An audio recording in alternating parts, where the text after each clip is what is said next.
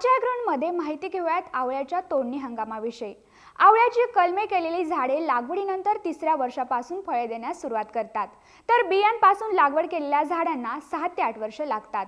आवळ्याला मार्च-एप्रिल महिन्यात फुले येतात। फूल ते परिपक्व फळासाठी सामान्यपणे 5 ते 6 महिने लागतात। फळधारणा झाल्यानंतर फळे सुप्तावस्थेत जातात। या काळात शेतकऱ्यांनी कोणतीही आंतरमशागत करू नये। मृगाचा पाऊस पडल्यानंतर फळाची वाढ होण्यास सुरुवात होते। तोडणीचा हंगाम जातीनुसार सप्टेंबर पासून ते डिसेंबर पर्यंत चालतो। चांगली तयार झालेली फळे काढावीत। फळे आकडीने किंवा बांबूने हलवून काढावी लागतात। तोडणीच्या विलंबामुळे काही जातींच्या बाबतीत फळे मोठ्या प्रमाणात गळण्याची शक्यता असते। तोडणी सहसा दिवसाच्या लवकर किंवा उशिरा करावी। पूर्ण वाढलेल्या 10 वर्षांपुढील झाडांपासून 100 ते 120 किलो फळे मिळतात। हेक्टरी 15 ते 20 टन उत्पादन मिळते। याशिवाय आवळा शेतीसोबतच तुम्ही आवळा प्रक्रिया करून विविध पदार्थ तयार करून अजून चांगला नफा मिळवू शकता।